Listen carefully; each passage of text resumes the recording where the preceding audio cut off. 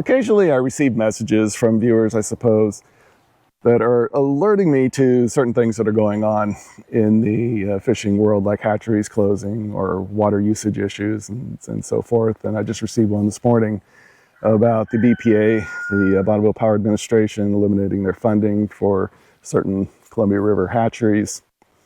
And believe me, I wish I could do something about it, because that's what these messages are about. They're like, hey, you need to do something about this. And believe me, I wish I could. But what I can do is offer a few thoughts that you can take or take it or leave it, basically. But what I think it's important for people to do is to look at the big picture to begin with. And the big picture is we're losing access to our public lands and waterways. And this is something that's happened already in many parts of the world. And if you travel around the world, you'll see this. And what I've noticed, like in China and in Russia, they really envy the United States in terms of our public access. They think that's great. We're the envy of the world when it comes to that sort of thing. Well, we're losing that bit by bit. And that's been accelerating lately. And I think a lot of people are not that they've not always been aware of what's going on, but I think the awareness of what's happening is starting to become a little more prevalent.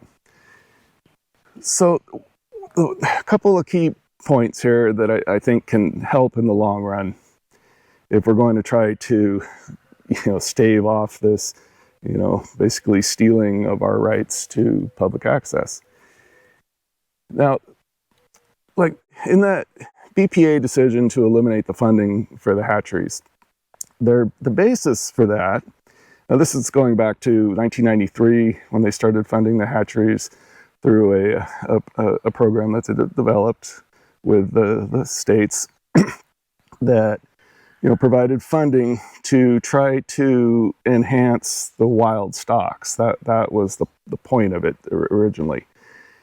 And what BPA is saying now is that, like, these hatcheries have done a fantastic job of creating, hatchery fish for recreational anglers and the commercial anglers, but we don't see where it's helped the wild fish that it's supposed to be protecting, so therefore we're eliminating the funding. Well, and that letter is available for anyone to see. I'll put a link down below so you can find it if you want to read it yourself. Now, in that letter, they use the word recreational fishing quite a bit. And that's important because recreational fishing is not protected in the Constitution or the legal history of the United States. You can't go to court and say, well, I have the right to go catch this fish for fun. You can't take that right away from me. Well, that's not a good sound legal argument. What is a legal sound argument is that I have the right to feed myself. I have the right to catch a fish to eat. So when we talk about what we're doing as sport anglers or recreational fishermen, we need to get away from, in legal terms, I'm not saying we can't go out and go fishing for fun. Don't misquote me here. But in legal terms, if in court, it needs to be in terms of our right to public access to feed ourselves, to gather food. And that's the key. We can't go, fight these issues based on recreation. So that would be the first point. I had recent conversations with an attorney group that is actually fighting in court on lots of the things that are going on across the country, not just in the Northwest or California, but nationwide, because this is a nationwide thing. It's not just, in the Northwest or out West. And this person said something to me that really struck me. He said that it's almost like nobody cares. I was like, what? Of course people care. But you can imagine attorneys going into the federal court and saying, okay, you need to not do this because it's illegal. You know, this is going to hurt the fisheries or deny public access. And the judges say, okay, well, who cares? You know, where's the just cause? It's the legal term they use, just cause. Well, if they don't have millions of people or a good section of the American public showing that they're concerned about this, there's no just cause. So, I mean, that kind of blew me away a little bit. It's like, wow, really?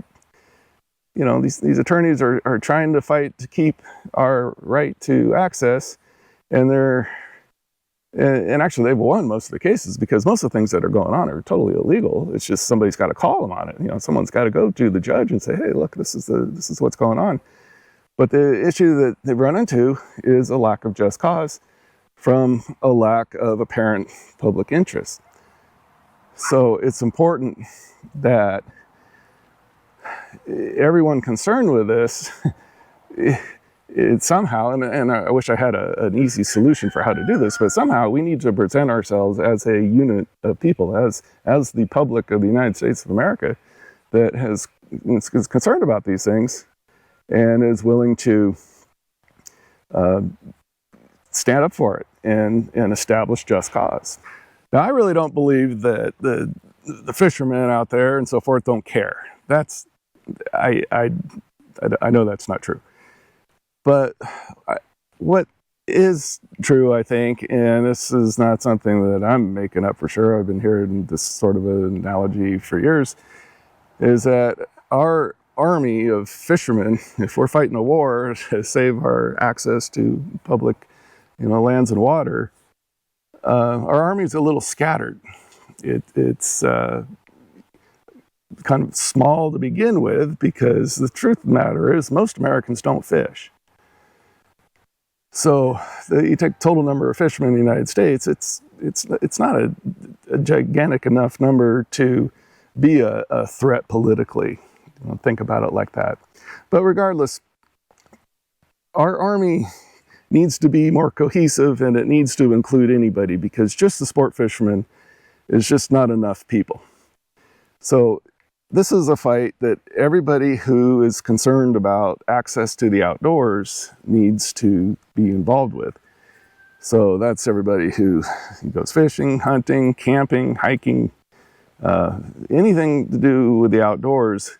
We all need to be one cohesive unit to fight this battle or war. There's lots of little battles, but the whole thing's a war. There's people, organizations, entities, foreign countries that want the resources, like the fish in the Columbia River. You think they're going to shut down the hatcheries because they're not getting funding? Those fish are worth, well, I've seen estimates, up to around $100 million, commercial value. So all the different runs of salmon in the Columbia River. Well, if that somebody's going to run those hatcheries or some entity, something's going to happen there. So then the question is, okay, how does that affect the public's access to fish the Columbia River or all the other rivers where similar sorts of things are happening? So that's the real question as far as just the hatcheries and so forth. What's going to happen to our ability to access those fish as different people and entities start to take over and control the hatcheries and access to the rivers. And that's just kind of the harsh truth. So, unfortunately, I can't offer any, concrete plan for how to do this. And I've always been one to say, if you don't have a plan for how to fix something and you're talking about it, you're probably just whining. Well, I don't want to whine, but I just wanted to point out a couple of, I think key concepts that we as outdoorsmen and women need to, stay focused on, is that we have the right to feed ourselves and we need to work together in a cohesive unit. Right now, our soldiers are scattered all over. They don't like each other. They fight with each other. Everybody's got their own little agendas, you know, wild fish, hatchery fish, no fish, this and that, and blaming the blame game on it's everybody's fault. Well, that might be a lot of truth to that, but in order to go anywhere with defending our right to public access, we need to unify as a group and become as large a group as possible.